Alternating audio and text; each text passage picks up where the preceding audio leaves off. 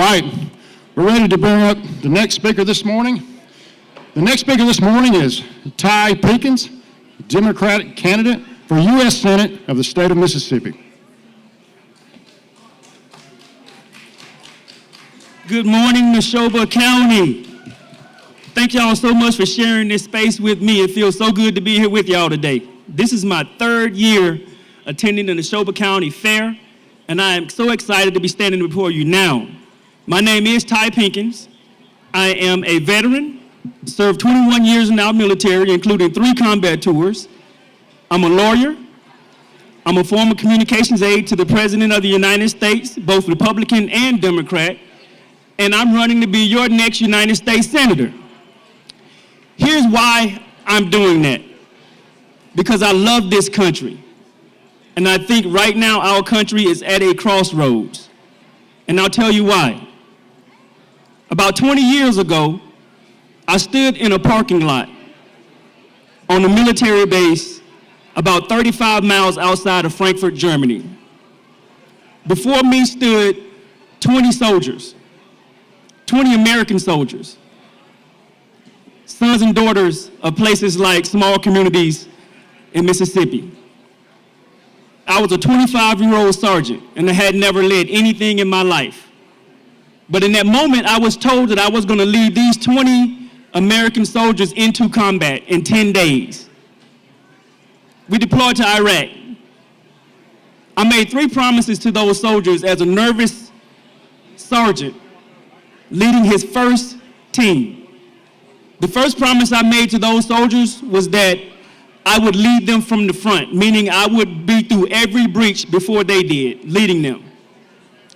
The second promise I made was that I would never leave them behind on the combat field when we were outside the wire, no matter how badly they were hurt or what the situation was. And the third promise I made was that all of them would come home before me. We served in combat for 12 months, and we saw some things. And the issue that really sits at the front of my mind was something that happened one day. All of us were asleep. It was about 3 o'clock in the morning.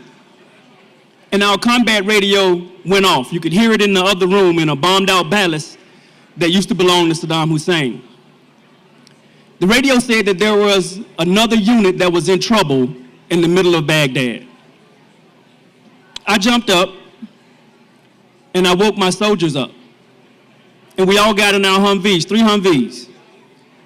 And we twisted and turned and wound our way through Baghdad, Iraq. And we came to the end of a street. And about 200 yards before us, we saw an American Humvee. That American Humvee was smoking. So we drove about 100 yards closer. And we saw that it had been knocked off the road. And we drove about 50 to 20 yards from the vehicle, and we stopped, and I got out. The soldiers that I was leading were ranged in age from 17, 18 years old, all the way up to 40. Some of them were right out of high school. And I told the younger guys to wait. Some things you don't want people to see.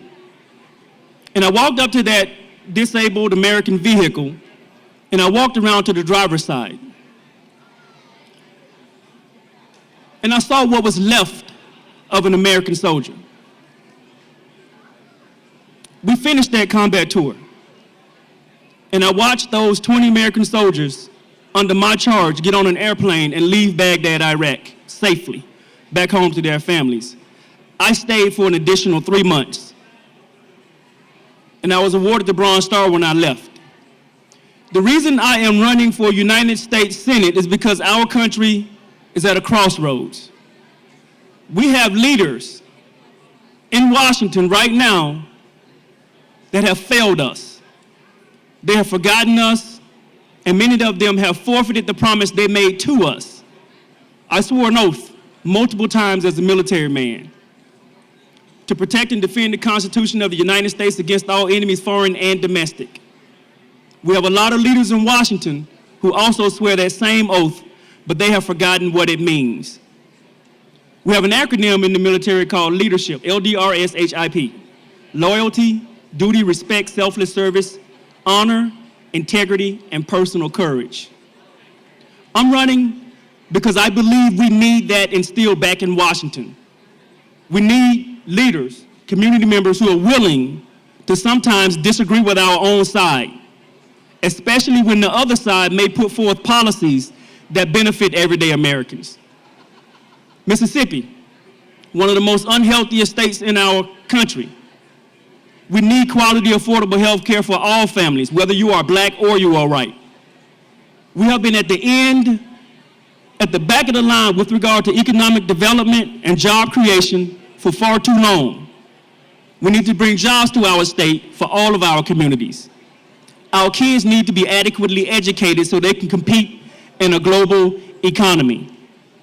I'm running to take a common sense voice to Washington, D.C. so that I can work for everyone. I'm not a politician. I'm just a country boy from the dirt roads of the Mississippi Delta. I'm just a young boy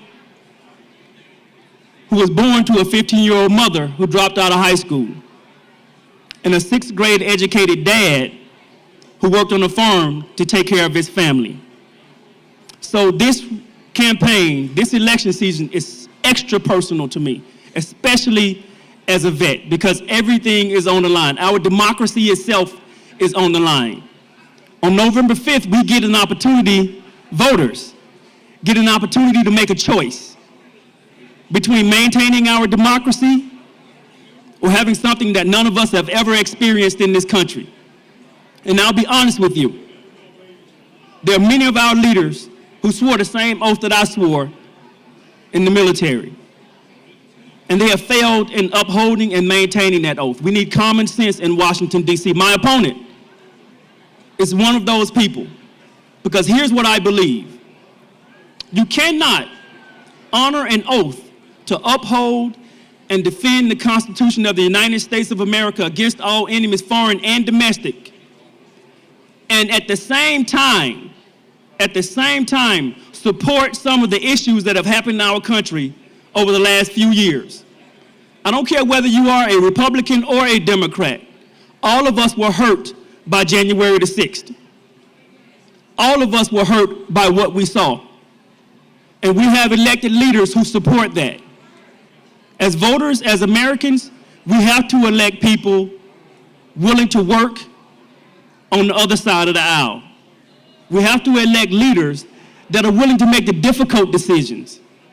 Leaders who have a moral compass, who are willing to look at our own party as well as the opposite party and sometimes say, I don't disagree with you, or I do disagree with you. That's the type of leadership I'm taking to Washington, D.C. I am a Democrat, and I'm proud of it. But that does not mean I cannot work with Republicans.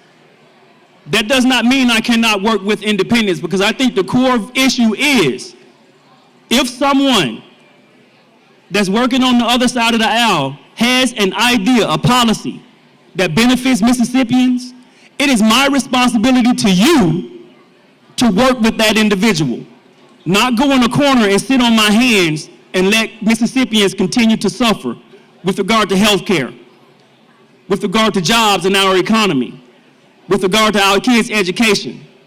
In Mississippi, we are last in maternal mortality, last in infant mortality, which means that when a woman gives birth in our state, she and or her child are more likely to die than any other state in this country. That is a tragedy. We can do better. And a lot of people tiptoe around the topic of women's reproductive freedoms. I don't. Here's where I stand. 3 things. 1, I cannot get pregnant. It's impossible biologically. 2, I cannot carry a child in my body for 9 months and I cannot give birth. Therefore, 3, as a man, I am not qualified to tell a woman what to do with her body. That is between her, her God, and her doctor. And if she chooses, she allows me or a man to be a part of that decision-making process. Whether you are a pro-life or a pro-choice woman, I support you to make that pro-life choice for yourself and that choice decision for yourself. So I'll end it like this. This year, Mississippi, we have to do something different. We have to bridge those divides that have historically separated us: race, sex, religion, and vote our conscience. Vote based upon what the person is going to do when he goes to Washington, D.C. I'm running to be your next United States Senator, and I would love your support. Thank you, Neshoba County.